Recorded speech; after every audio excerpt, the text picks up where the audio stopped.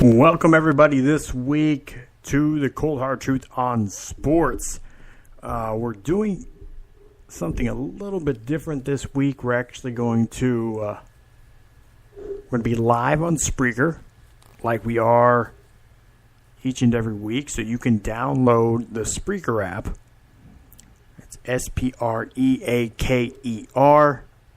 wherever you find your apps. It's a Play Store, Apple Store, Apple Cart, whatever the heck it is. Go over to where you find your apps and download Spreaker. You can listen to the full live version of tonight's show and every night's show. Make sure when you're over there, follow the Cold Hard Truth on Sports over there as well. We're going to be going a little bit different tonight. No Blog Talk Radio tonight. No Blog Talk Radio tonight. So just Facebook and Spreaker. So if you want to get in on the conversation, just message the show over on Facebook. And I will have, I'll actually have up on the homepage here for the show. I'll put a link in there so you will be able to find the Cold Hard Truth on Sports page and be able to find the show over there as well. So it will should be pretty easy to find it out there. So a lot to go over tonight. The new college football playoff poll is out. I will run down the list tonight. The top 10 is pretty solid. And UCF, for those of you in Orlando, you Knight alums, you guys you moved up. You moved up. If you didn't see it, you moved up. I'll tell you how far you moved up. USF and Tampa, you're still not in the top 25. Sorry.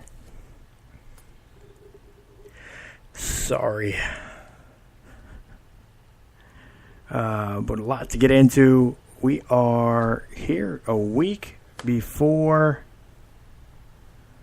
Let's see here. So we're the week before Thanksgiving. So this week is usually where most SEC teams have another scrimmage bye week, kind of. Alabama plays the Citadel. So you know how that goes. But next week is that rivalry game. There's some games on Thanksgiving. There's some games on Friday, on Black Friday, as well as Saturday. And next week is going to play a much more crucial role in what we see in as far as the playoffs. Because I think there's one team, right, that could really cause some trouble if they lose. And I'll get to that here a little bit later in the show. But this week there are some big matchups to see this week. And it's interesting how this committee, because again, the committee is not necessarily the same every single year for college football. So this committee, I think, has been more transparent into how they think, into what they're looking at for particularly the top four. So, from my understanding, each member of this committee basically lists who they think are 1 through 6. And kind of based on who gets the most votes, will end up 1 through 4. And then those next 2 will end up in that next pool of New Year's Day 6 games. So, now, from my source, everybody in the committee, it was unanimous. Everybody in the committee ranked Alabama number 1. After that, it varied. And I understand that most people in the committee see that there is a pretty significant gap between Alabama and the next 5 teams. So, and the top 10 is full of 1-loss teams. It's only 3 unbeaten teams remaining in college football. I'll tell you who those are tonight. And the following 7 1-loss teams as well. So, in theory, over the next 2 weeks, plus if we go into the first week of December to the conference championship games, we will see some opportunity for a good amount. Again, there's 10 teams. Everybody in the top 10 has 1 loss or less.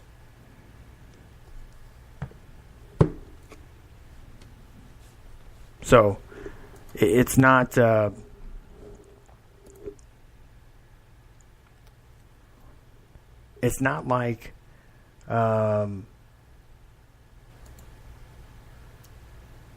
it's not like it's so cut and dry as some would want to make it out to be. The only exception in the top 10 that is one 2-loss team, which is LSU. Their loss is coming to Florida. The Gators are ranked 13th, and they moved up to a couple spots this week, and to Alabama. So they're sitting tight there at 7. So I'm going to go ahead and get into the top 25 teams, starting from the bottom up. So these 22 through 25 are all previously non-ranked teams. At 25, Boise State. 24, Cincy. 23, Utah State. 22, Northwestern, who's actually sitting at the top of the Big Ten West. Number 21, Mississippi State, coming off of a pretty lopsided blowout loss to Alabama. They moved down 5 spots. Number 22 is Boston College. Then Utah, who actually last week fell out of the top 25, is back in. So last week they were previously not. They were not ranked last week. 18 is Washington. 17 Kentucky. 16 Iowa State. It's pretty interesting because Iowa State's going to be playing Texas this weekend. That is, and it's number 15 Texas. So a battle between number 15 and 16 in the rankings. What do we do? What's this here? I don't know what's going on. Okay, there we go. That's fixed. The battle between number 15 and 16 in the rankings. This will be one of those games to watch. And if you're going to watch it, it's exclusively on the Longhorn Network. So if you're in Iowa, you might be kind of pissed off. But everybody in Texas gets it. It's on the Longhorn Network. Number 14 is Penn State. 13, like I said before, is the Florida Gators. And number 12 is probably the most interesting team in this week playing. I think the most interesting team to watch play this week is number 12, Syracuse. All right. They will head to South Bend, Indiana. They host Notre Dame, who's coming from South Bend, Indiana. And Notre Dame is ranked number 3. That game is going to be on NBC, of course. But this is the game. This is the game I picked from at the beginning of the year to be a loss for the Golden Domers. Notre Dame is currently undefeated right now. They're ranked 4. Why does it keep doing that? Why do you keep doing this, ESPN? Currently ranked number 3. I have to pull up a separate screen over here. It keeps catapulting me back to week 10. Good thing I've caught it every time, right? So, anyways. They're undefeated. Their most marquee victory right now, in hindsight, is Michigan, who's ranked 4th. But seeing that Michigan team in week 1, and basically Brian Kelly having a whole offseason to prepare for them, and seeing that Michigan team now, they're vastly different teams. I think I'd venture that Michigan is a pretty heavy favorite right now. And that was a close game, 24-17. They struggled against Vandy this year in week 3. They look strong against Wake Forest. They beat Stanford, who was ranked 7th then, who is not ranked now. Virginia Tech, who was ranked 24th then, who is not ranked now. They're actually sitting at 3rd in the Coastal. Virginia Tech is 3rd in the Coastal. Yes. Behind Pitt, who's 1st in the Coastal.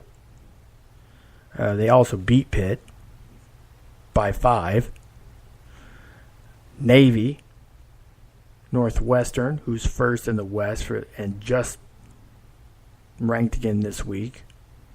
And a pretty decisive, it's a 10-point win over Northwestern. And they're kind of one of those, they're an up and down kind of program. I mean, Northwestern, in all rights,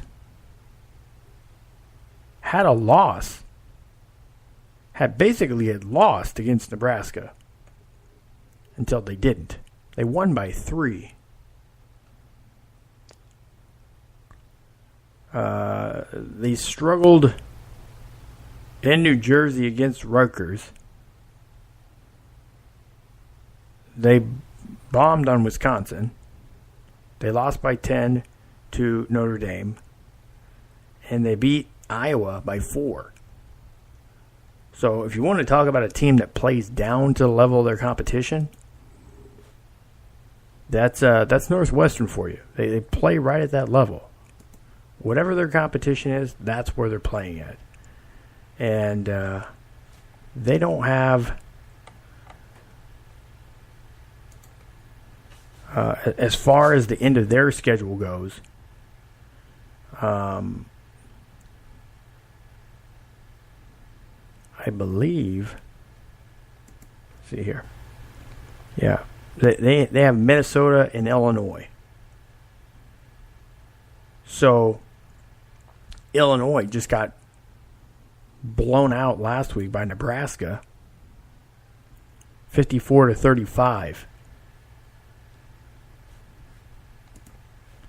So that should be a win for Northwestern, but it's Northwestern. and the way that they play down to their competition, you never know. Because Illinois has a run game, especially at quarterback. Minnesota has kind of been hit or miss all season. They're at 500. They're a 500 team. They played Iowa tough. They got blown out by Nebraska too. They only beat the Hoosiers by a touchdown. And they got blown out by Purdue. So it's kind of either they're blowing a team out or getting blown out, it seems like. It's very, very hit or miss with Minnesota. So those games are going to kind of be toss-ups.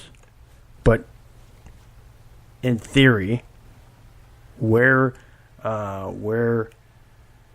Northwestern has been built up to at this point, they should be able to win out the rest of the season.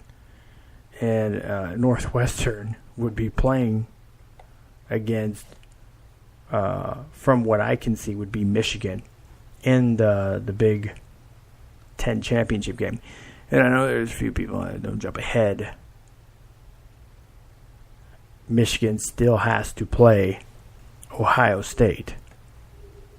That last game of the season. But they if it's not for some, you know how the whole saying is, sometimes it's better to be lucky than to be good. I mean, literally in the fourth quarter with like, it was like 4 minutes or something left in the game.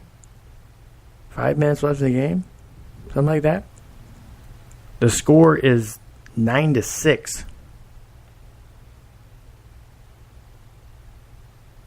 And then it was a huge swing. They ended up scoring 17 in the fourth quarter over some turnovers and some costly mistakes from Michigan State.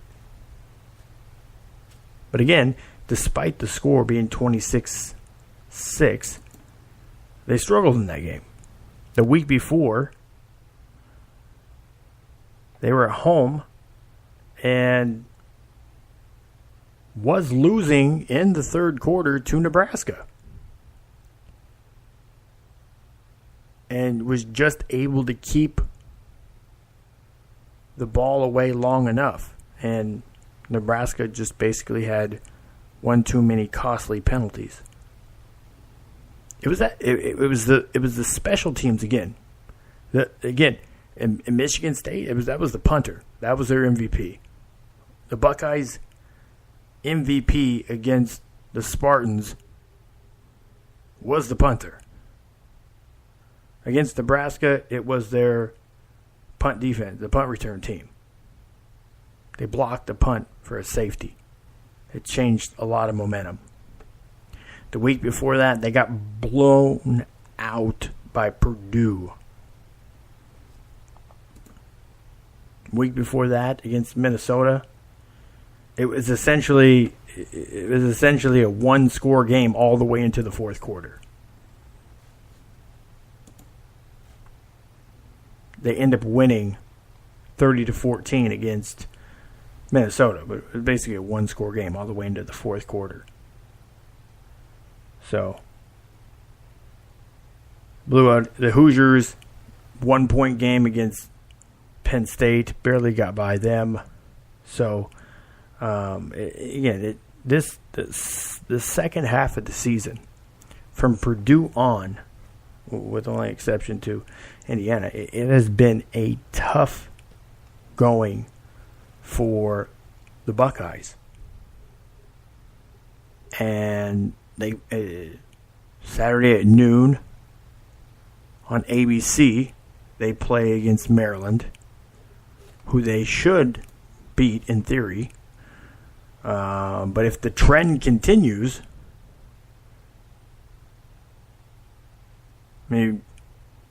This is the Maryland team that started the season off by beating Texas, that blew out Minnesota, and has done a pretty good job of putting points on the board pretty much every week. So, it'll be interesting to see what comes out of it. Again, Ohio State should win that game.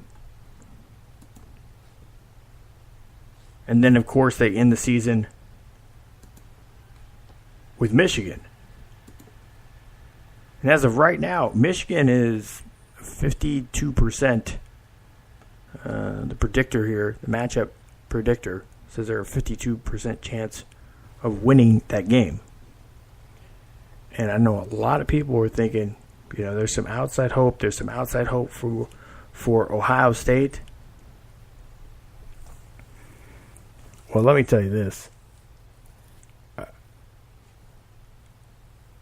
I wouldn't right now, what I see from Ohio State, I wouldn't want them in the playoff. If you give Urban Meyer a few weeks to prepare for a team, let him rest some people, and just prepare for the bowl season, maybe a New Year's Day 6 game, that's a better fit for Ohio State, in my opinion, this season. 10-2 Ohio State in a New Year's 6 bowl game. If they get that. Again, they would end up losing to Michigan, is where I predict that to be at.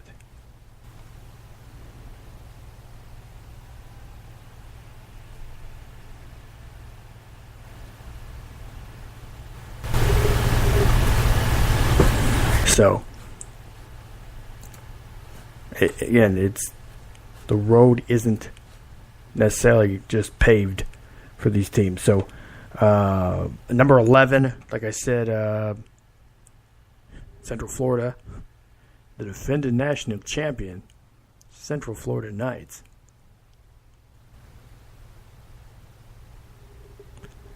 They're still undefeated. They moved up one spot.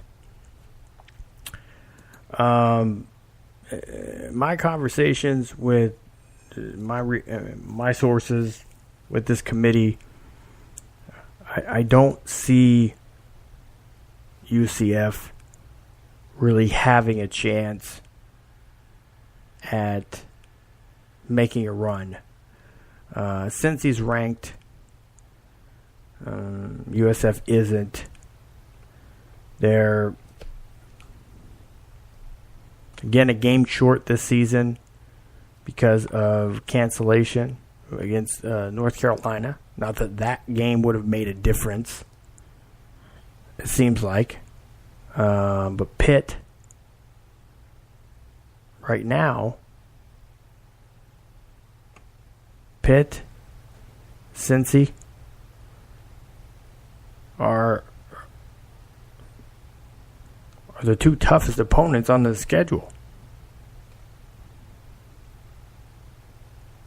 And Cincy's this week. It's a primetime game, 8 p.m. on ABC. And then next week is in Tampa against USF. And Temple is next. Temple and Cincy both have one loss in conference, 5-1 in conference. They just beat Temple. And Cincy's this week, so we'll see. So essentially, they could fall to second if they lose to Cincinnati. And then Cincinnati would have to win out because they would have the tiebreaker. And Cincinnati plays East Carolina, so they should be able to get that one out of the way. So UCF is their challenge at this point. But UCLA is the biggest win that they have on their schedule to date right now. And that was the first game of the season. So it's not something that this American Conference schedule this year is pretty lame. I mean, to lack any better words, it's pretty lame. So I don't see them getting in, undefeated or not. And my sources tell me that the strength of schedule is the primary thing here. There's really not anything. There is no, Pitt.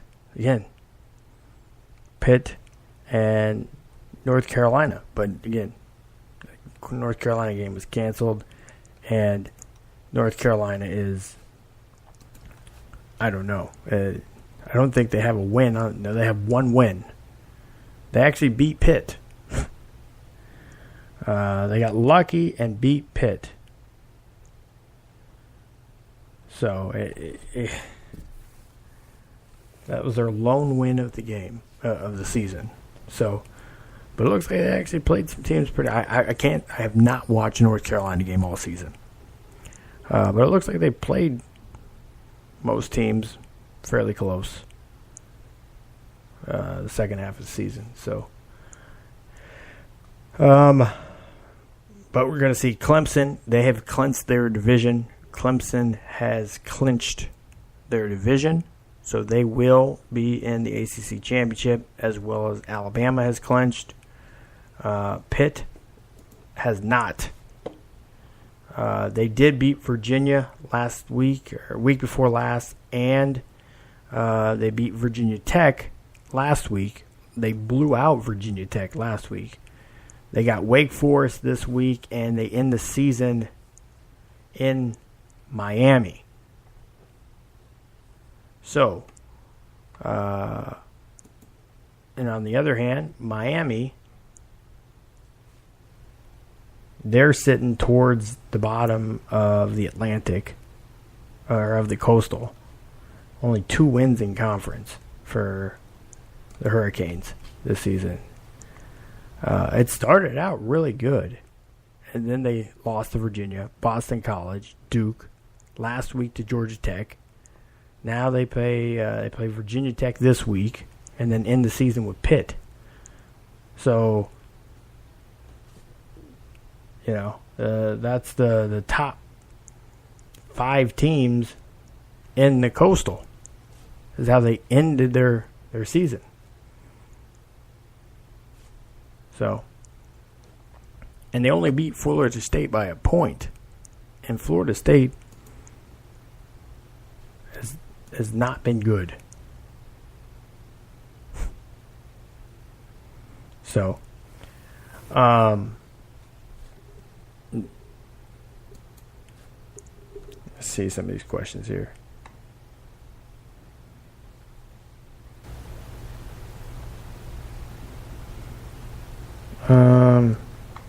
No, I won't get into that tonight. I don't have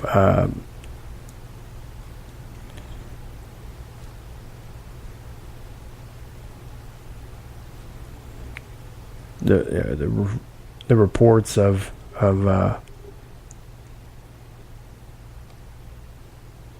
that former coach Zach Smith used racial slurs during a confirmation with former player Trayvon Grimes. Yeah, I don't know. I literally just that sent to me. No. I'm not getting into that tonight. Off air. You want to talk about it, we can.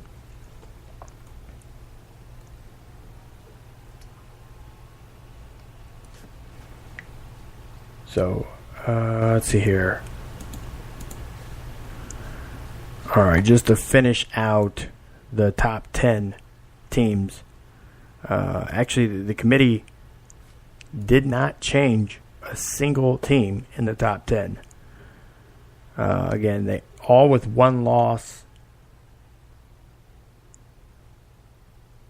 with exception of LSU with 2, Alabama, Clemson, and Notre Dame with none. They're undefeated. So 10 Ohio State, 9 West Virginia, 8 Washington State, LSU at 7, Oklahoma at 6, 5 Georgia, 4 Michigan, 3 Notre Dame, 2 Clemson, and number 1 Alabama. Again, the committee, everybody in the committee across the board voted Alabama number 1. It varied from there on. I don't really want to see Notre Dame in there. I think Syracuse will beat them this weekend. That doesn't mean Syracuse is in. That would definitely move Michigan up. Georgia plays. They got a bye this week. Basically, they play UMass. But then in the season with Georgia Tech and that triple option, it's tough for a lot of teams. And then they'll play Alabama, and they've clinched, by the way. Georgia has clinched. So Alabama and Georgia will play in the SEC title game. So the one thing I was saying with this mix-up, the one team, like if Notre Dame loses, they're done. A one-loss Notre Dame team, you're done. You're not. Doesn't matter what you do from there on, you're done. Alabama is the one team that we really have to look at. If they were to slip up and lose, so in theory, if Alabama loses to Georgia and Michigan wins out, okay, who's number 4? I mean, if Notre Dame won out, so this is the scenario. If Notre Dame wins out, how do you argue this? Who are you fitting in? If Alabama has one loss, I mean, they've been so head and shoulders above everybody else all season. Clemson undefeated, be Notre Dame undefeated, and then you'd have one-loss teams being Michigan, the Big Ten champion, and Georgia one-loss, the SEC champion. So how does the committee figure that out? I mean, clearly they think Michigan should be in there right now. And if Alabama loses to Georgia and everybody else wins out, that's kind of the pandemonium. That is really where the committee's in a tough situation. Because now you have to tell a conference champion that either beat the best team in the country, who you thought is the best team in the country, or who you thought should be in the playoff for the last 4 weeks of the season, or telling an undefeated team that they're not in because you think Alabama's better. That's going to be really interesting to look at. I mean, Oklahoma, they very well could do everything right and win out and never get higher than 6th. And the crazy thing about Oklahoma this season is, like, statistically, this is a better Oklahoma team than last season. And they may not get higher than 6th, all said and done. They end the season with Kansas and they actually go to West Virginia in the season on the road. And that's pretty much a 50-50 game right now, is what I'm seeing between those two. So, it again, I know it says they're 10 teams right now that could potentially be in it. LSU, I think, is out of it, even with 2 losses, because they have 2 losses. But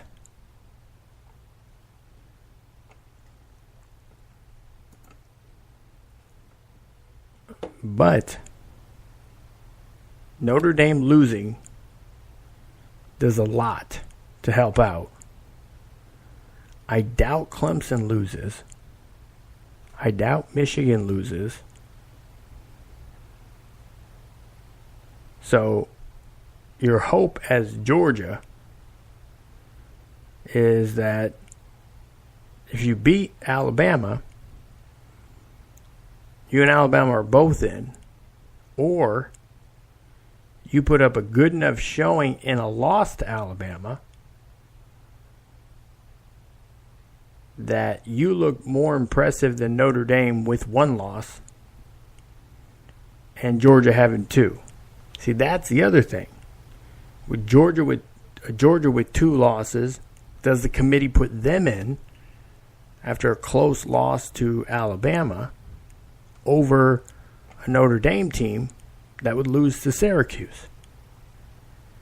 And that's not to say that Oklahoma doesn't win out impressively against Kansas and against West Virginia. And they would have them be looking at the Big 12 championship game.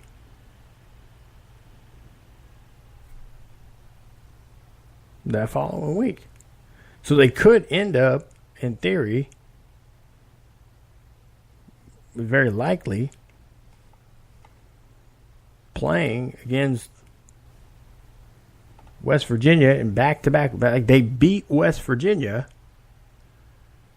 and then turn around and play them the following week in the Big 12 championship game. Which, because they have less teams in their conference and they play sort of a round robin, they get to experience their full conference for the most part. You know, they play 9 conference games, which I think all FBS schools should be playing 9 conference games and only playing against FBS schools. If you're in the Power 5. So, I mean, we'll see. We'll see where it goes from here. But outside of those top 6 teams, I don't see anybody else. I'm sorry, Ohio State fans. You don't have a chance. I don't think you have a chance. Even if you blow out the Hoosiers next week and you find a way to beat Michigan, okay? You're currently ranked 10th.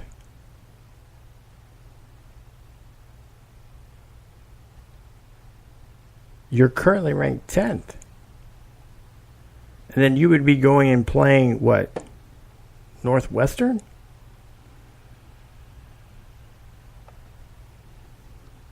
You'd be playing against Northwestern. So, now, how does that make it? Well, that's the thing is, it does. It does make a difference.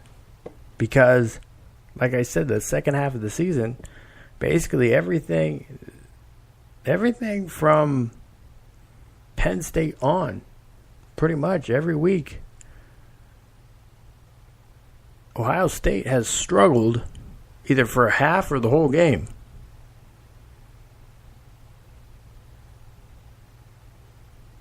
So it's not like the performance that they've put out. You can pull up with Michigan like opponents. Michigan blew out Nebraska, blew out Maryland. Basically the same margin of victory against Michigan State. They blew out Penn State. They've basically blown out just about everybody, with the exception of Notre Dame, which is the one loss. The first game of the year. So, Michigan has looked like a better team. And that is why they're fourth and not third. That's why Georgia's not ahead of them. They have looked better. They've looked more dominant. And their only loss was to the number 3 team in the country, who is undefeated. Again, in week 1. So, Ohio State, if you win out, what you've effectively done is make sure, once again, there is no Big Ten team in the playoffs. So we'll have to wait and see if they play. Well, again, they're not going to lay down for them. But at the same time, is that necessarily what people want? Now, if I'm looking at it from the optics of it, right now, Michigan definitely looks like one of the 4 teams I want to see.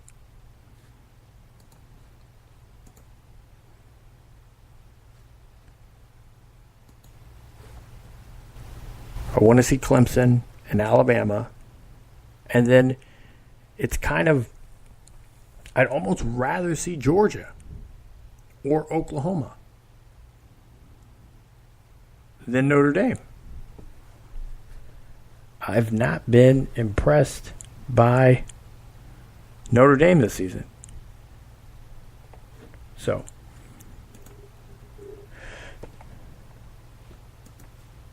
but I'm going to get moving on to the NFL. See a couple questions here.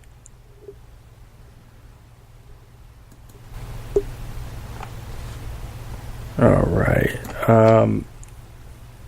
So week 11 in the NFL.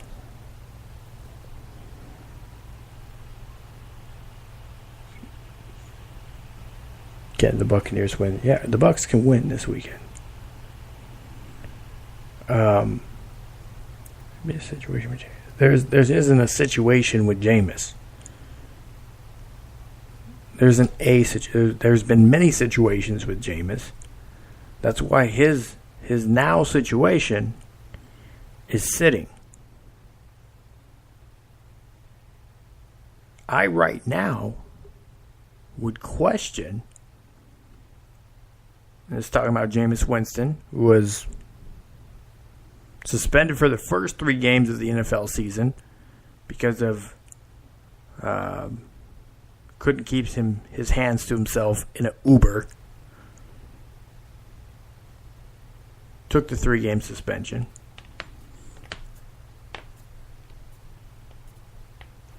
And came back. Ended up getting benched. And here we are. Ryan Fitzpatrick is the starter. So I wouldn't be surprised if something were to happen with Fitzpatrick, that they wouldn't go to Ryan Griffin.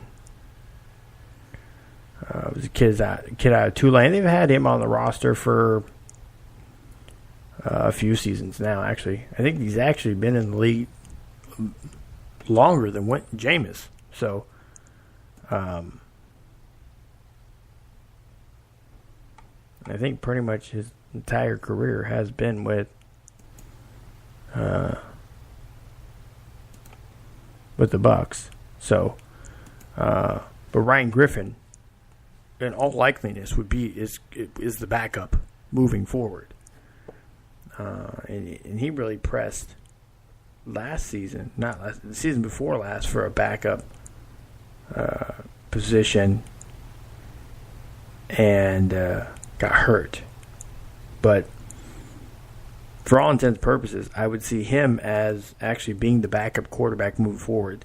The Bucs don't want to play Jameis, not just because Jameis hasn't played well,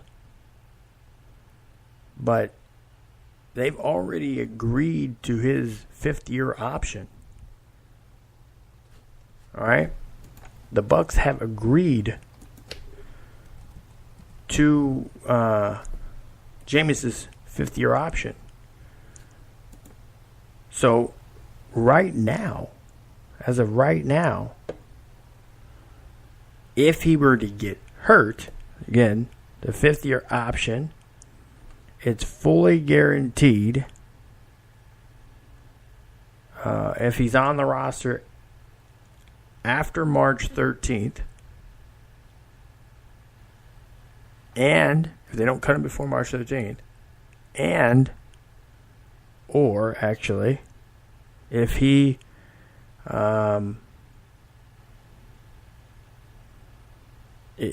were to get hurt, it'd be fully guaranteed.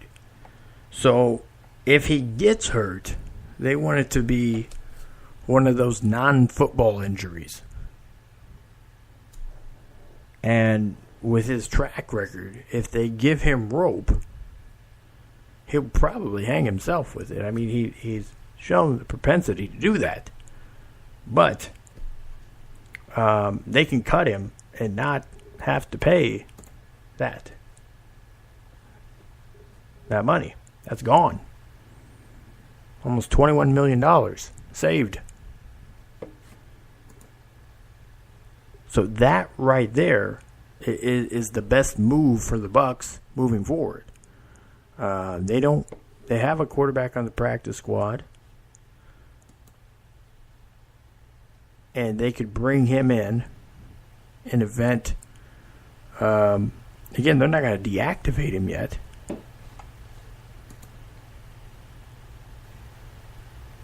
They deactivate him, that hurts his trade value. They can't trade him right now. Okay, so they want to wait till once the season is over, they can start looking at trade options for him, but not before the season is over. So right now is a dead period where they can't trade him. So he just has to sit there, and hopefully he doesn't hurt himself in the process, because then the money will be guaranteed. And he'll get another opportunity in the league somewhere.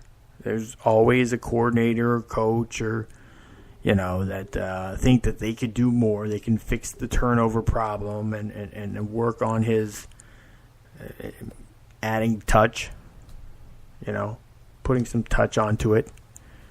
A lot of it, again, my analysis from him from the get-go has primarily been footwork. Not being fundamentally balanced. A lot of that is why you see balls sail or just bad decisions. Now, he has had some people miss on routes and stuff and tip balls, and had some string of bad luck with those interceptions. Well, like I said before, we can't look at all interceptions the same. I think they need to modify the statistic. If it's a tip ball and intercepted, it should be a tip ball. It shouldn't be an interception.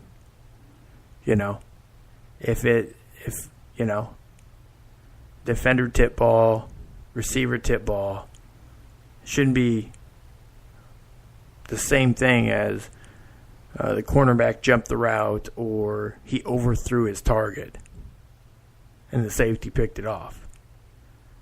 Those aren't the same validity of interceptions from the quarterback's end of it.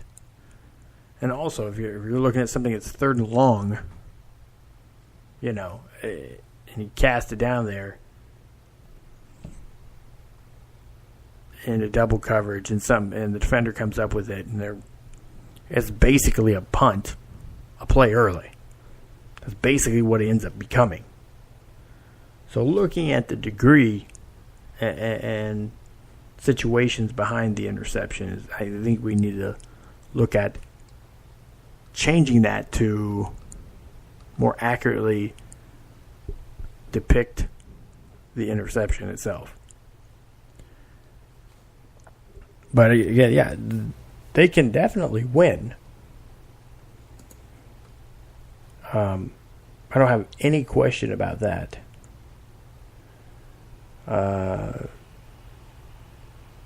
If Deshaun Jackson's head is in this game, I think he will do well. I didn't see his head in last game, and that's why Humphreys got majority of the targets that he would have gotten.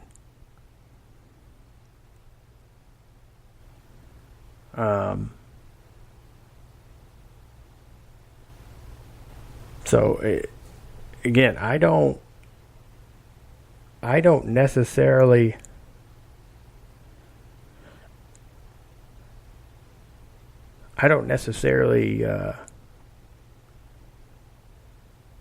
think that there's a huge issue with that. I mean, the Giants are not good. And I think they're more so trying to have a mulligan season to get into a situation where they have a better option to replace Eli. And the Bucs they have phenomenal wide receivers. I mean, Deshaun Jackson and Mike Evans are both top 10 in the league in receiving. You have 2 top 10 wide receivers in the league, right? Cameron Brate and O.J. Howard. Howard this season being more of a primary target, just been doing their thing. Chris Godwin, he's been a very solid number 3 and has seen a lot of passes his way, as well as Adam Humphreys. So, you got 6 quality targets there. What they haven't figured out is who's running the ball. Peyton Barber has not lived up to the expectation. He has 437 yards on the season and 1 touchdown. That's their feature. That's their feature back. I didn't see Jacquizz Rodgers get significant targets just till last week. And even then, in the month of November, he's had 3 carries for 14 yards.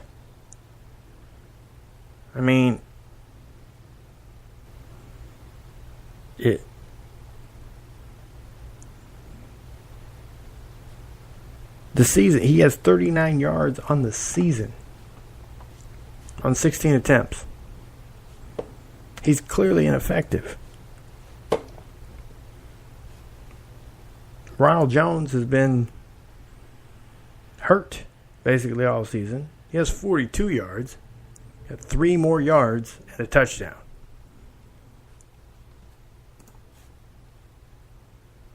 I mean, when your running back core, you have 4 running backs that you use and interchange. When you got 2 touchdowns between 4 players, that's not good. That is terrible. Without even looking, I'm willing to bet that is the worst in the NFL.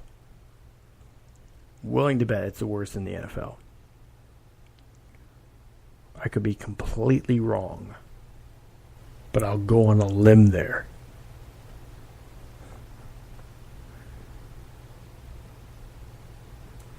So, yeah, the Bucs can win.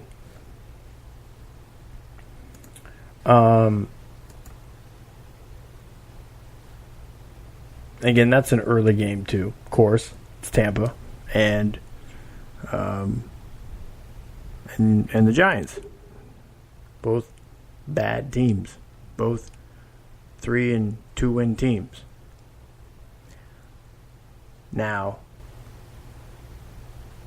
I'm interested in seeing what we get out of Tennessee Indy, because that is really leaning on who could get a wild card. Again, they're only one game different from Houston, who plays the Redskins this weekend, who have played well.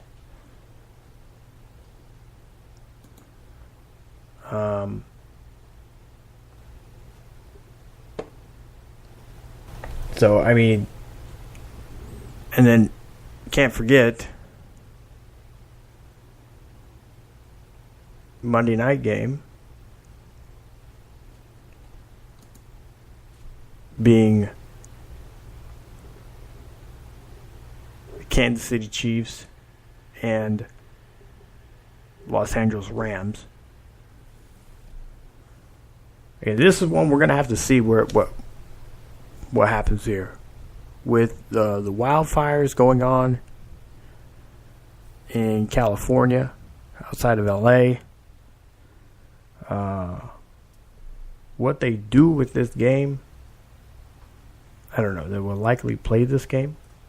The Mexico game, not being played. Not going to be in Mexico City. From what I understood, is the game's just the field was just not up to snuff. And yeah, that makes you wonder, like, how bad does this field have to be, especially for the Raiders? How bad does a field have to be for the Raiders? Not because they're bad this year, not because they're terrible this year, intentionally terrible this year, but because half the season they play on a baseball field. And if it rains, that's mud. I mean, if the field that you were looking at to play in Mexico City wasn't just dirt, how wasn't it okay to play there? How bad does it have to be to where we'd rather play in California on dirt for half the season rather than, on some questionable turf? Like, what does it have, sinkholes in it? I mean, how beat up is the turf? And most of the NFL games are just played right down the middle of the field between hashes. You don't get the same amount of, traffic on the outside. Most of the game is played right there between the hashes. No, I haven't seen significant pictures of it. But still, you could show me a field that's all tore up, hasn't been mowed in 2 weeks, and I'd be like, okay, mow it. Let's roll. The Raiders play on dirt. They play on a baseball field at the beginning of the season. That's not a concern. It hasn't been a concern for years. But now, turf in Mexico isn't. You wonder if it's something else. Well, let's blame the turf. You wonder if it's something else.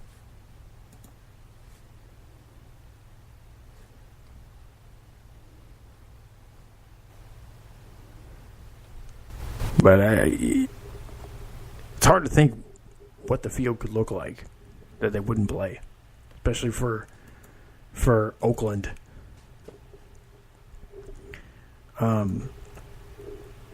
No, I'm not going to get into. I'm not going to get into NBA, primarily because it's before Christmas. That's the main reason why. Because everybody knows the NBA season officially starts on Christmas Day after the Lakers play. Yes. So that Monday night game is going to be pivotal. And with the wild card races, just glancing back over the standings here.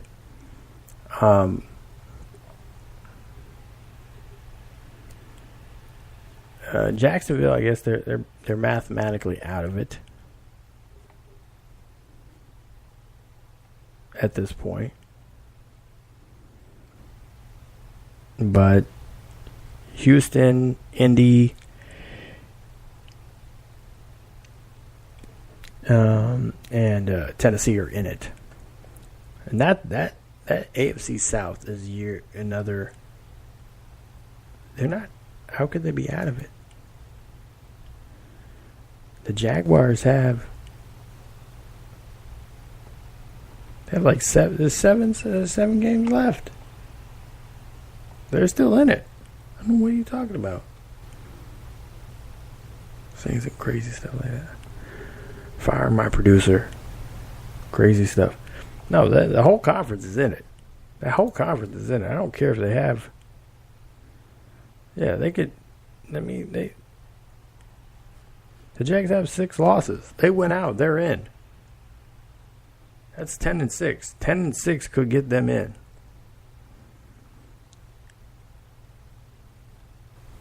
Because, if you look at AFC West, you got the Chiefs and Chargers, right?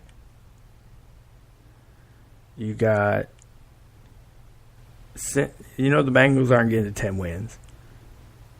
They find a way not to. Pittsburgh's winning that.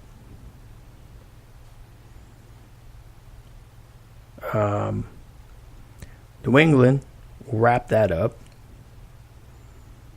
And Miami, they find a way not to win. Even though they got the Colts, they got the Bills, Patriots, Vikings, Jags, and Bills again. So you got the Bills twice. So those could be 2 wins. The Jags, I don't know why people keep ragging on the Jags, man. Because of Blake Bortles. That guy is so up and down. He is so up and down. It's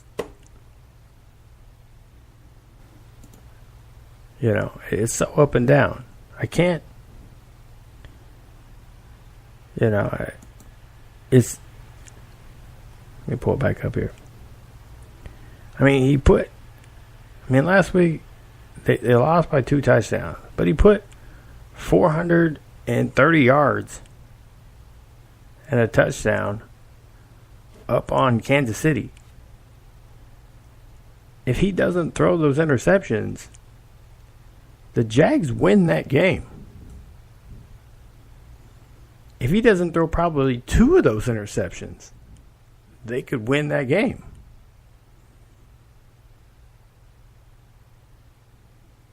So, I mean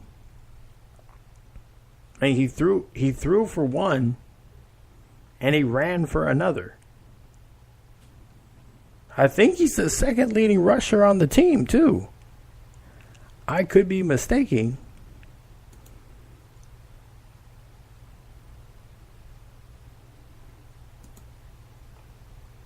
I don't want that stat. I could be mistaken. I'll check. I think he's the second leading rusher on the team. He is. Yep. Right behind TJ Yeldon. He has 260 yards on 42 attempts. 6.4. He's leading the team in average. 6.4 carry. He has a 41-yard rush. He has 3 over 20. He has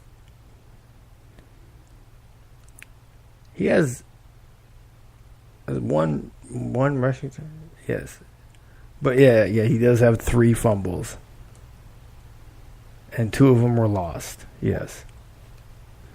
You're right. But, the whole thing is, he has almost 2,400 yards on the season. He's averaging 250 a game. He has 12 touchdowns and 8 interceptions. He has more touchdowns than interceptions still. 12-8. He's been sacked 18 times. He holds on to the ball a little too long, but the guy is just trying to make plays. You see, the difference between what we saw last year at the end of the year with Blake Bortles, what they call, it looks brilliant. Yeah, he's really exceptional. When we stand by him, that's no different than this year. It's just the wind has blown a little bit more in the other direction. That's all it is. Like, the guy puts up the same numbers. He's doing relatively the same thing as he did last year.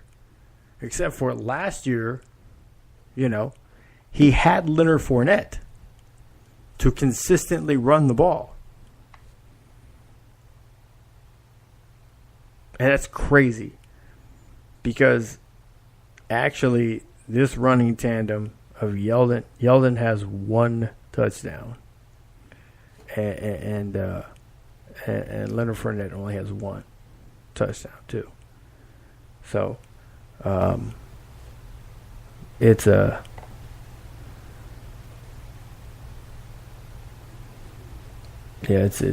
been rough sledding. And the running and the receiver core has changed quite a bit for him this year too. So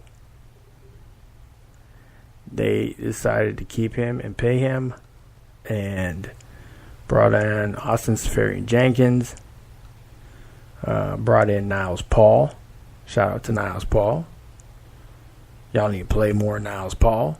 Just saying.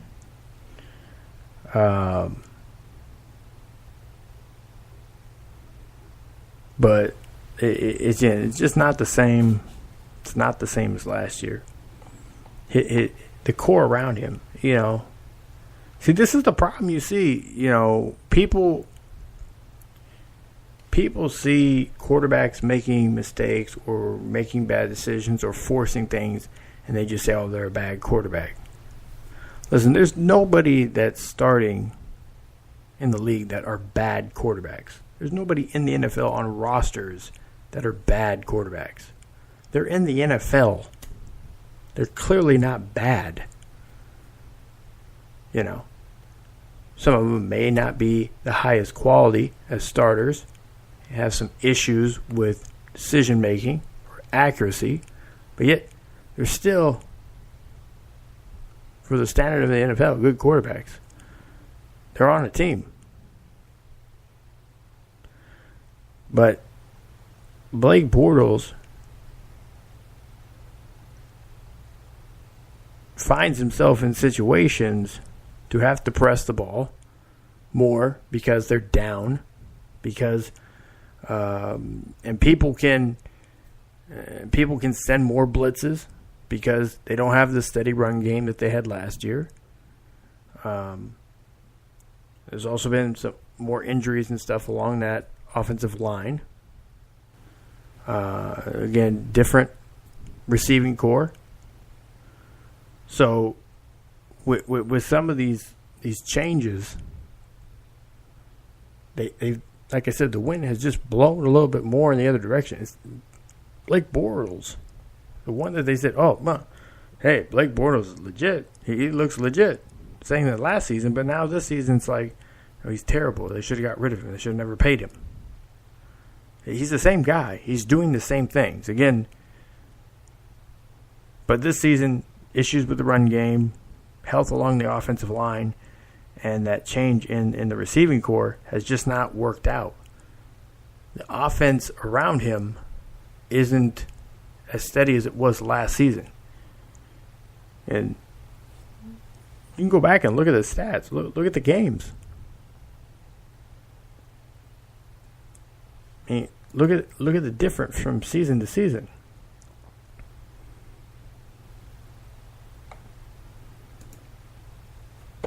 Just looking back at Leonard Fournette.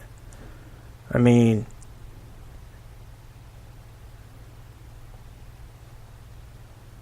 Leonard Fournette had 1,000 yards last season. 9 touchdowns.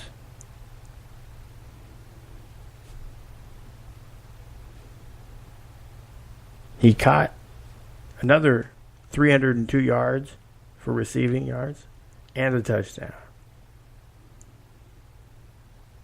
So, you could clearly see he was part of the offense. He played 13 games last season.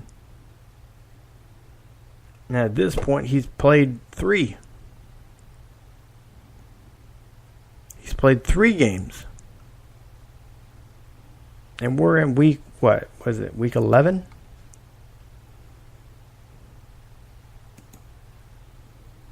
So, you're telling me that doesn't play into any of it? So, people were too quick to judge and jump to conclusions. People don't know what they're looking at. They want to see something and want it to be one thing because it's not ideal and think it's crap.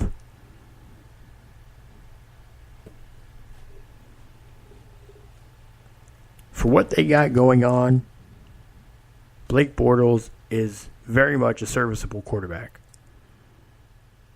Just as much as Ryan Fitzpatrick is very much a serviceable quarterback.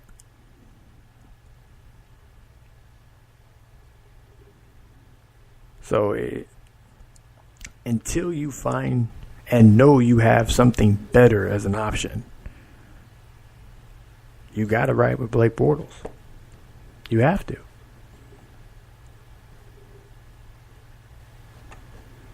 So it's just...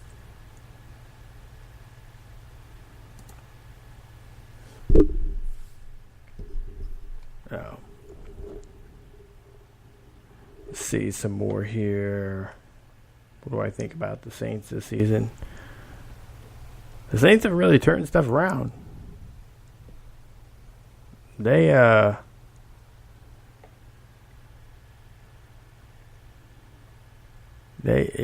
talk about Le'Veon Bell.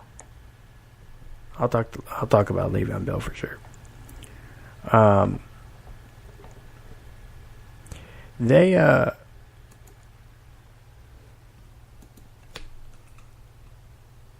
Well, with Drew Brees, first of all, with Drew Brees, that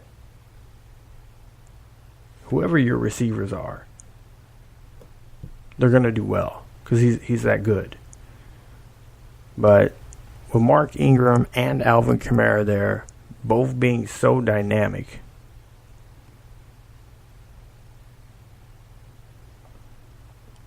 that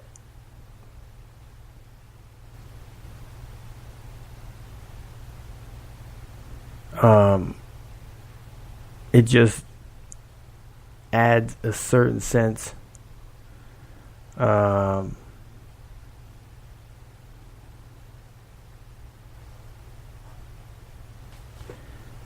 it adds a sense of balance to what they can bring to the table. You can't hone in on just one thing. And Dez Bryant does provide some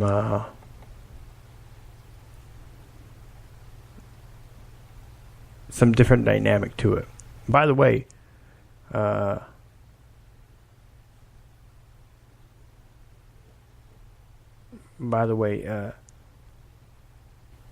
Brandon Marshall getting signed in Seattle, I think that's like a best case scenario for Brandon Marshall. Not to go off topic, I'll get back on the Saints. I was just thinking that because, again, bringing on a veteran receiver, free agent, veteran receiver after the deadline, I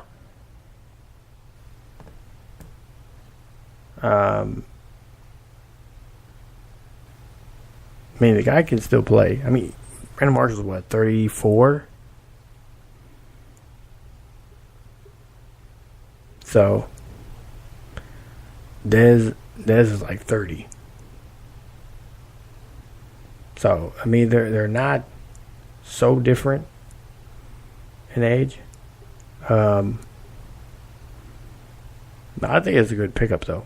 That's a good pickup for the Seahawks.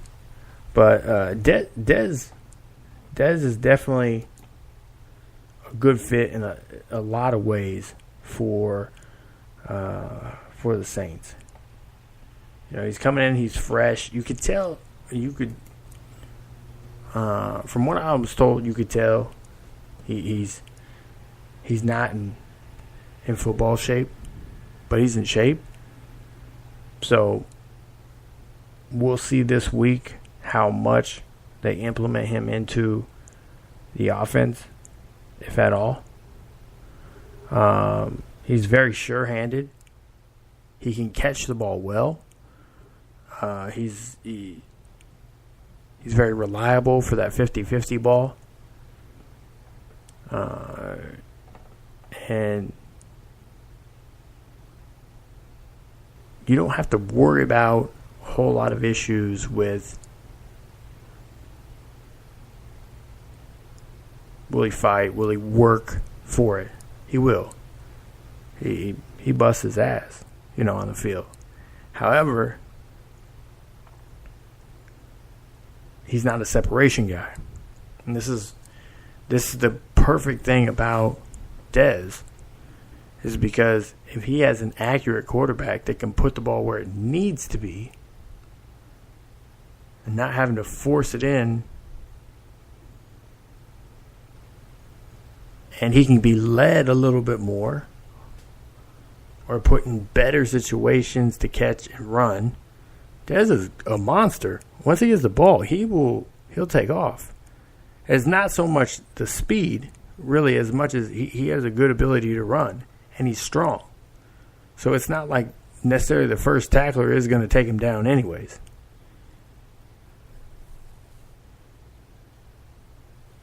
And I think that component will really help there with the Saints.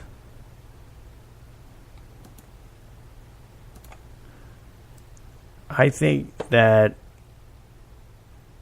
again, that opens up a lot more for them because they have Thomas on one side. You have a tight end in Benjamin Watson that's played well. But you got guys like Cameron Meredith, Tommy Lee Lewis, Ted Ginn Jr., they're all on IR. So, Breeze, as he always does, has been reaching in and finding Dural, finding Kirkwood, and now he'll be looking for Dez. And with Dez there, you know that's going to have to give either more openings for Watson or more opening up for Thomas. You just don't have the DBs there that's going to be able to cover all three of them. So even though there's been some depletion at the wide receiver position for the Saints, Dez adds, like I said, a level of reliability. And again, Mark Ingram and Alvin Kamara catch the ball out of the backfield too. So, and they've found ways to work in to this offense Teddy Bridgewater and Taysom Hill. And there's been times where you have all three quarterbacks on the field at one time. You know, they're utilizing every player they can. Again, when I talk to these guys in college, when they're coming out, you know, show them you're willing to do whatever it takes. And I tell them, do whatever it takes to get in the door. You know, you may be a wide receiver, but show them you'll play corner. Show them you're willing to go down and tackle people. You know? See, that's so many people are worried about this draft. Listen, if you're not like a first 2-3 round pick at a skill position, you better be skilled at other positions. Seriously. If you stick to I'm just this, listen, the league is moving on from just this. They want football players. Some say hybrid players. But the league is not going to just settle for somebody that's average as a wide receiver. You're going to end up fumbled around here or there. It's not really going to go anywhere. You may end up on a practice squad. You're probably going to miss the opportunity to get into the Canadian Football League. And then you're going to end up in the Arena League, trying to find ways to get back into the league. I've seen too many guys that are talented people, talented players, athletes, good people, that didn't evolve fast enough to stay in the league. Like the last 3 years, in these last 3 years drafts, the amount of underclassmen has just been at record levels.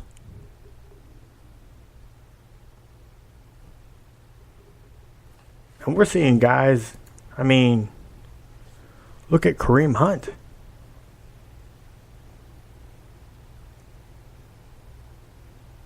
Look at Kareem Hunt. Toledo. You know? Look at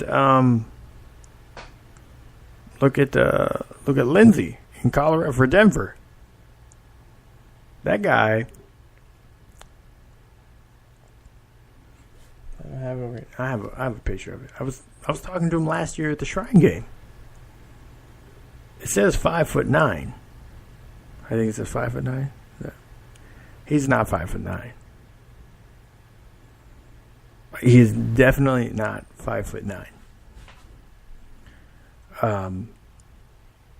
I think he's more like 5'5". But you know, you see him play, you see him practice, you tell the guy is all heart, and he's going to do whatever he has to do to win every single time he has an opportunity. And that's really what got him in the door. It's not that he has elite speed. Definitely doesn't have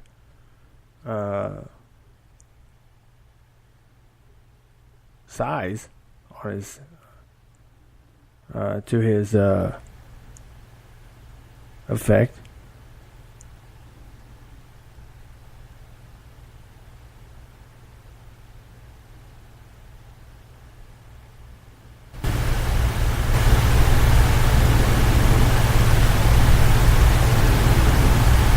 Evidently, some questions aren't coming through on the live feed.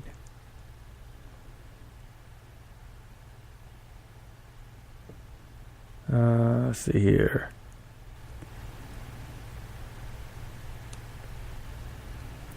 All right, yeah, I'll get into it. Let's see here. What's the biggest problem with the Detroit Lions?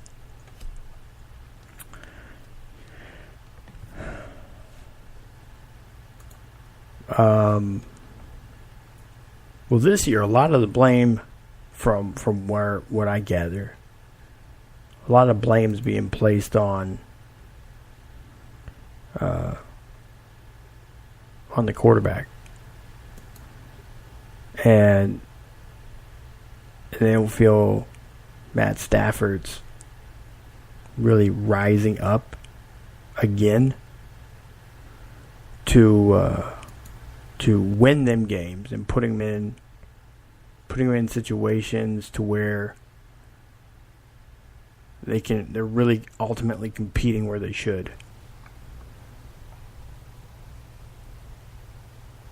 And there's just been games this season that they have just been out of games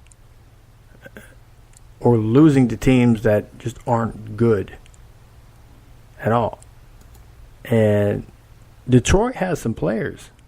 I mean, especially on the defensive side of the ball. They have some pretty solid guys on the defensive side of the ball. They don't have a ton as far as on the offensive side of the ball. Especially after you trade away Golden Tate, who's only, received 3 straight seasons of 1,000+ yards receiving. I mean, the guy is legit.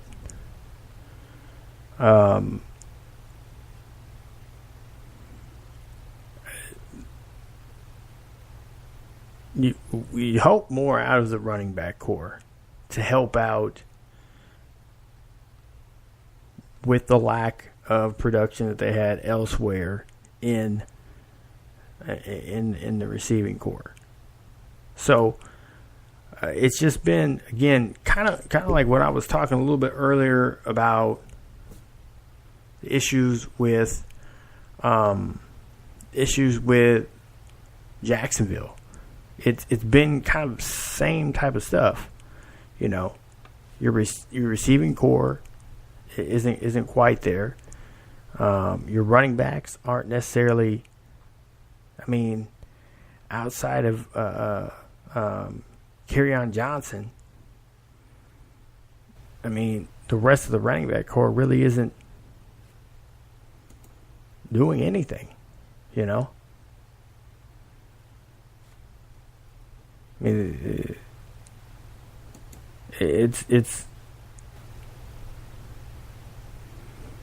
an issue. It is a passing league. Yes, Matt Stafford has, 2,300 yards. But again, go look at Matthew Stafford and look at Blake Bortles. Really, look at their season that they're having. Look at it. Is 16 touchdowns versus 12. Both have 8 interceptions. Both have close to 2,400 yards passing. What's really different between the two?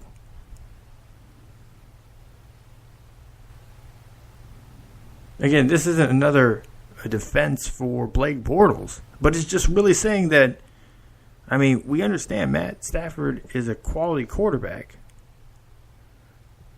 but he's a quality, serviceable quarterback. You should be able to win playoff games with Matt Stafford. The problem is the franchise seems to think that you lump it all on the shoulders of the quarterback. I don't know why.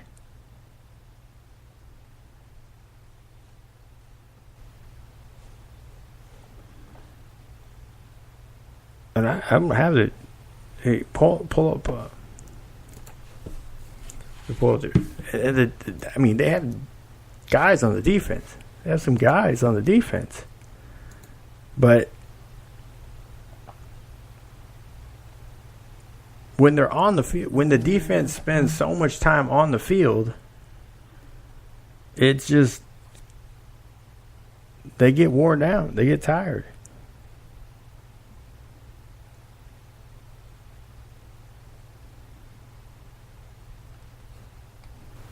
So, and I know some of it is placed on coaching. Some of it's placed on coaching. Sure. I mean, Matt Patricia, first year head coach. Cooter, I don't know. He's had a pretty good reputation. But the schemes and play calling, it really doesn't matter unless players are executing. You know? I mean, when your quarterback has 2,400 yards going into week 11, you're clearly moving the ball. But what you're not doing is finishing. You're not scoring. I mean, look at last week. Ryan Fitzpatrick had 406 yards in the game. No touchdowns, 2 interceptions. You know? It's sacked 8 times. I mean, your stats, the yards that you're getting, show that the ball can be moved. But at the end of the day, the problem is scoring. What is stopping them from scoring? You can't tell me, oh, it's because they should have had 11 personnel and they had 12. You know, they're not running enough screens. They're not doing enough slants. They're not doing enough timed routes. They're not working the middle of the field more. I mean, you got a rookie head coach in there, too. Defensive-minded rookie head coach. And you're worried about your team not scoring. I mean, it's kind of... Yeah. Could the offensive coordinator, the offensive staff do more to help out? Sure. They could. But at the end of the day, it's the line needs to do more. The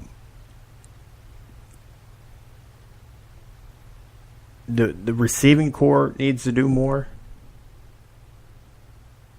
And most of all, Matt Ryan needs to allow the game to come to him. Stop trying to force stuff. You know, again, that personnel that they have needs an upgrade. Needs maybe the scheme could change. Maybe different play calling. Yeah, sure. In hindsight, maybe yeah. But let's see where the staff is next season. You know, because obviously there was a thought or a hope that they might compete this season. However, after getting blown out by the Jets in week 1, losing by a field goal to the 49ers in week 2. Week 4, losing to the Cowboys. It's kind of a question. Then you round out going into week 7 at 3-3, looking like something can really happen after a win over New England's in week 3 and a win over Green Bay in week 5. You really feel like you're coming off a bye. You beat Miami, sitting at second in their division, and then you come and lose by 2 touchdowns to the Seahawks. You get blown out by Minnesota, and Chicago beats you by another 2 touchdowns. And now it's all back to the whole situation. You know, again, look at those marquee wins. You know, look at you beat New England by making sure Johnson has quality runs, quality lanes, spreading out the defense more. Stafford had under 300 yards. Again, you beat Green Bay. Johnson has 70 yards, but Galloway had 89 receiving. Matt Stafford was under 200 yards in that game.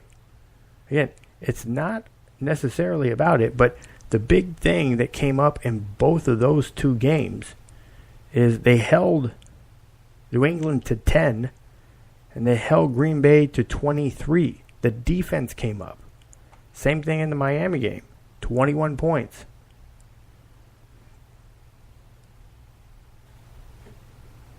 And Kerryon Johnson ran for 158 yards. You understand?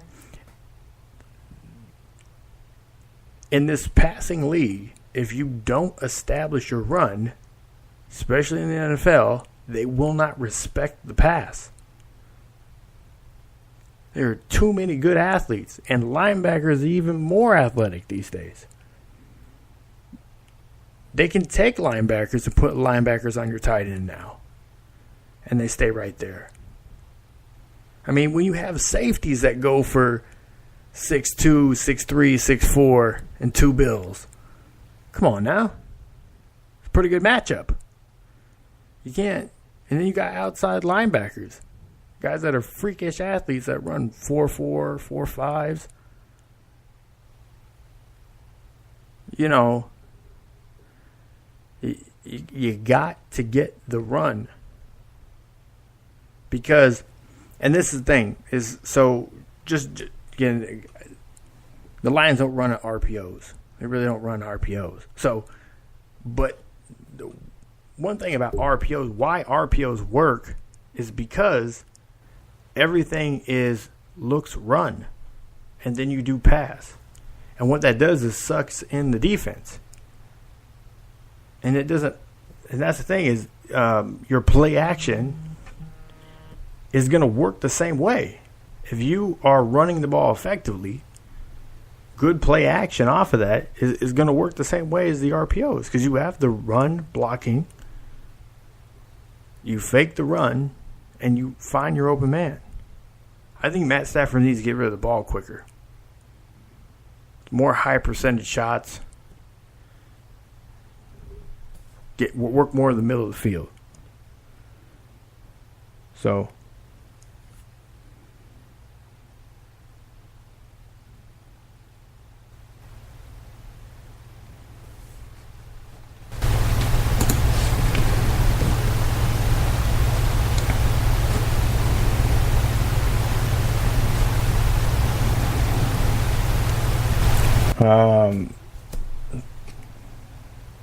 yeah, I'm assuming we're still talking about the Lions here. Usually the big issue you see with any secondary is they just don't have enough time. The defensive line has to get there.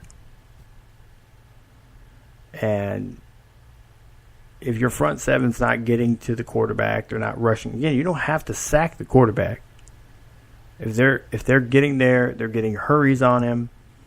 They're hitting him as he's throwing it. You know, they're disrupting I mean, you can get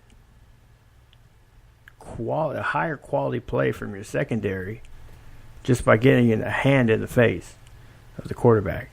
You just have to make them feel like they're going to get hit. And unfortunately, that's it. Like I said, they're on the field so much, they're tired. So my question is how are they going to work through building up more depth along this along the defensive line, along this front seven, and how is Matt Patricia going to be able to work in rotations into that front seven? Because the games that I've seen, some of it is fundamental issues, some of it is just simply not getting it done.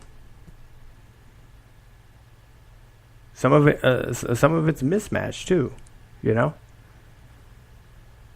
So again, you go back to the games that they did well in. Miami has a decent offensive line. Patriots have a decent offensive line, and the Packers don't necessarily have a great offensive line, but they have some good veteran guys there, and you have a quarterback back there that can make it a little easier on them too, because he can make things happen.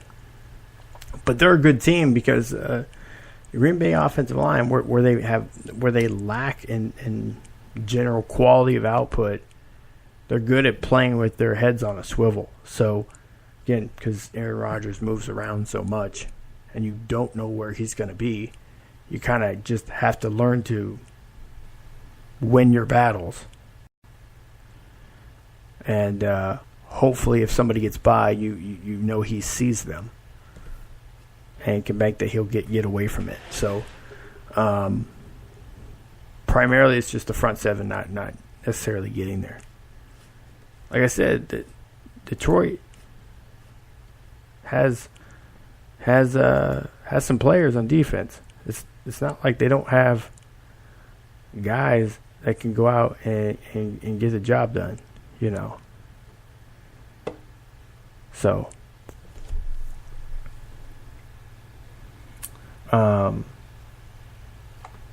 see here. Another question in there.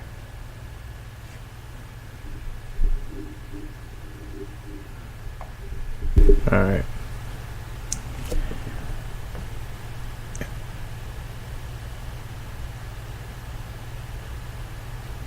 See here, messaging.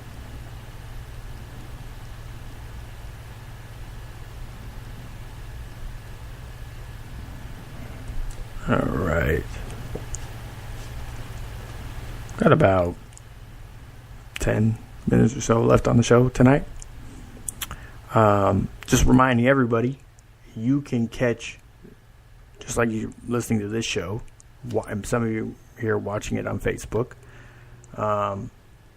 but also head on over to wherever you get your apps and download the free Spreaker app. Spreaker. Spreaker. The logo's a star.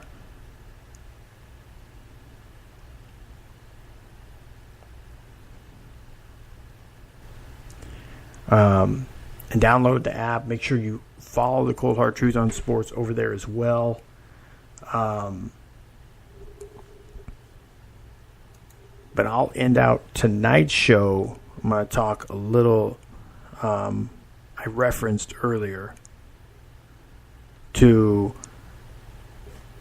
the Chargers and or the Rams, rather. The Rams and Chiefs game on Monday night. You know,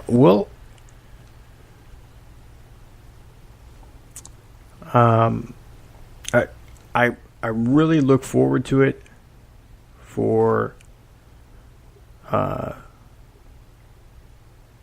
simple fact that these are two really good teams out in the West.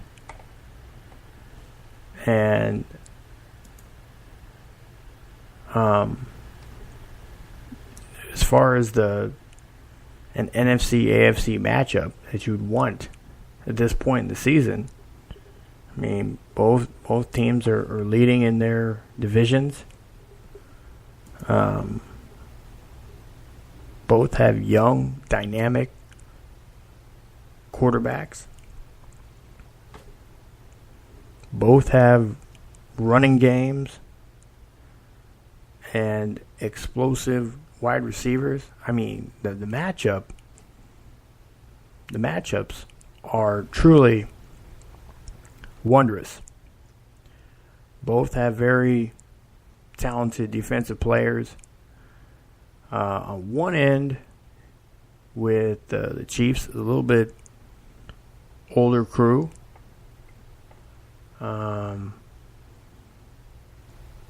They've struggled at times this season, I think. The Chiefs defense hasn't necessarily held it up there where they need to. They gave up 43 points in a loss to the Patriots. I mean, they started out the season giving up 23 or more points in their first 4 games. And they gave up 37 points in a win over Pittsburgh. The Cardinals, who have really struggled with offense this season altogether, they gave up 2 touchdowns to them. It was a football game for a little bit, it looked like. The Browns beat the Browns by a couple scores. They gave 21 points up to the Browns. The 2-win Browns. So that first half, I think it was like a 1-score game at halftime. So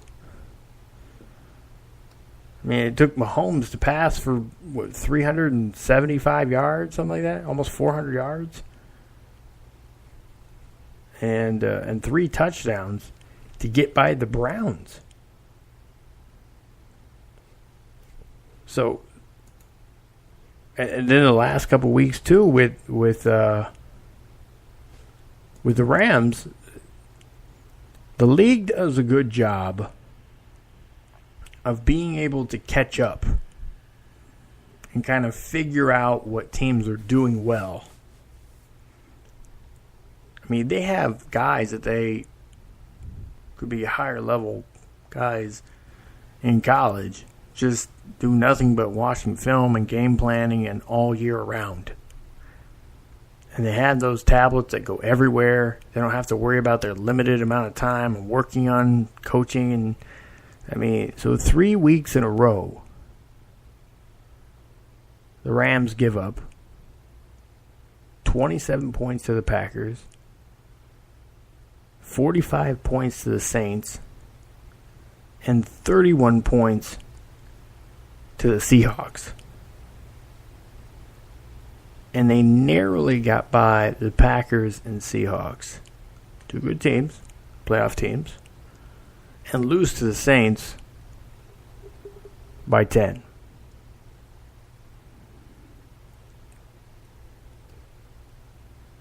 That's a later game, 8:15. So nearly prime time for them out there. We'll see. I wonder if, again, this is going to be in LA, and they've had big issues with smoke carrying and the fires, and I don't know if that's going to impact this game or not. It may. I don't know.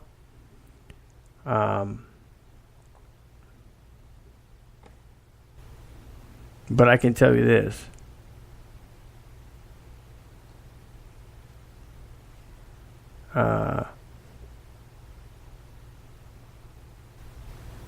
I know the Rams CEO, Tim Demoff, said that they're not playing the game in Mexico. He said, it's bittersweet.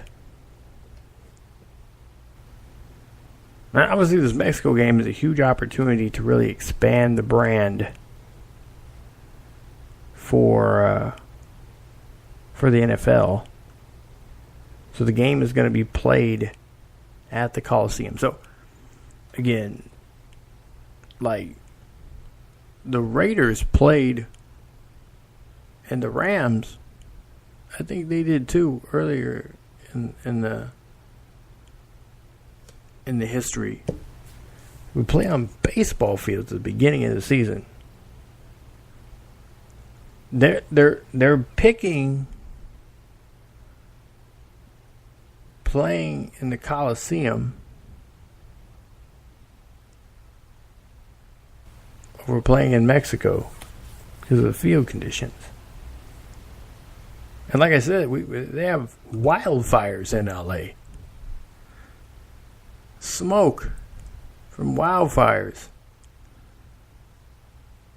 I mean, that was the option over the field. I mean, how bad were these fields in Mexico?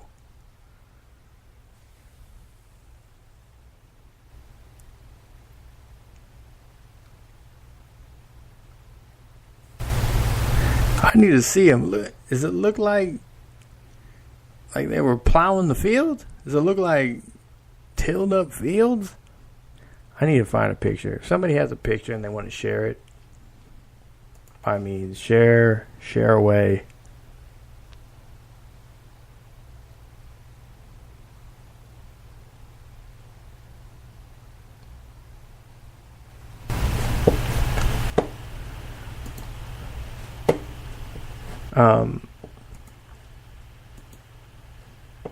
But this is exactly the game you want to see on Monday Night Football this time of year. ESPN is so elated that finally, on Monday night, they have a game that they really would want to show. And see, that's a struggle with Monday Night Football, because you have to understand, like, sports brands compete. So the NFL is a sports brand just like ESPN is. And a while back, the NFL kind of gave it to ESPN in a way, because their brand was getting so big that they had leverage over the NFL, and the NFL didn't want to have someone to have leverage over them. So the quality of games that they would schedule on Monday night were diminished. They boosted up the games that they were selling to us on Sunday night, game of the week, and then they started doing Thursday night games. So you've got usually Thursday night was like the key division rivalry games that they played, and then you'd have the major matchups of the week on Sunday night. Okay? And then Monday was there. So they were getting kind of a hodgepodge of quality for games on Monday night. But this is exactly what they want to see. I think both teams are going to put up offense. I don't think there's any way around that. I think the key right now is, how are these defenses both going to rebound? How are they going to act in this big moment? Because both teams are leading their division. The Rams pretty comfortably leading their division. The Chiefs, I don't think Oakland or Denver is going to come at them, but the Chargers are only like a game or so back. I mean, they're right there. And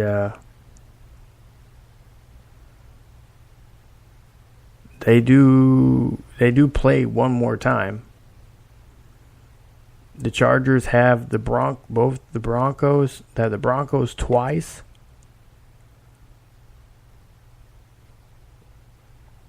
And the Chiefs once. Left on the schedule. And they just got a win over the Raiders.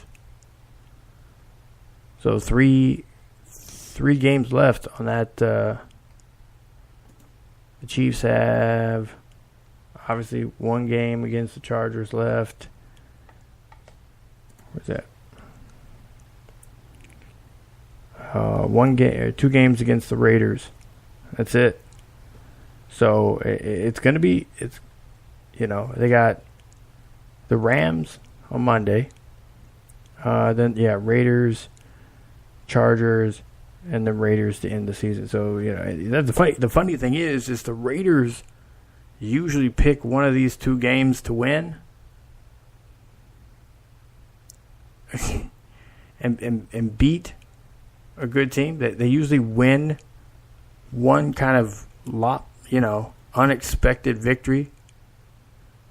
They make Vegas cry once a year, which is funny because they're going to Vegas. So you can't necessarily say the Chiefs are shoo-in. They end the season with pretty stiff competition. Rams, not the Raiders, but like I said, they get a lucky game every year. The Ravens, Chargers, Seahawks, and then they end with the Raiders again. So at least 3 quality out of the 5. On the other hand, Rams, where is it in their schedule? End with the Chiefs, Lions, Bears, Eagles, Cardinals, and 49ers. Pretty steep competition there. The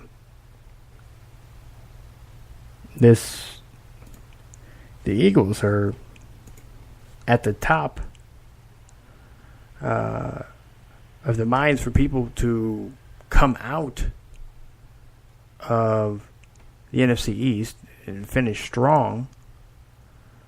They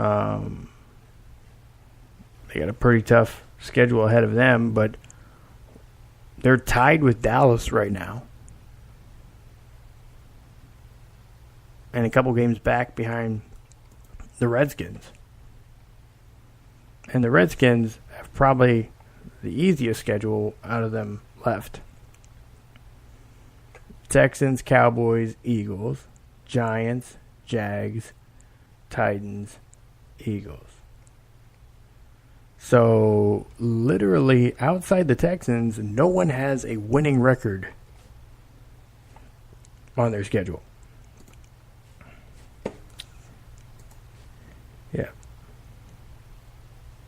Yeah. So everybody has a 4-5 record or worse left outside the Texans on the Redskins schedule. So, it's the NFL. Anything could happen. So the defense on Monday is primarily where I'm going to be watching. How can these defenses rebound? And because there's going to be yards put up, there's going to be points put up. Can this Rams defense, can they do some things to make Mahomes make mistakes? Can they show him things that he's never seen before? Can they confuse him? Or is he just going to wreak havoc like he has on basically everybody else this season? So, but that's going to do it for tonight's show. It's Cold Hard Truth on Sports. Next week we'll be back on Blog Talk Radio. It'll be the 275th episode of the Cold Hard Truth on Sports next week. So be sure to tune in. That's all I got for you guys tonight. I'm out.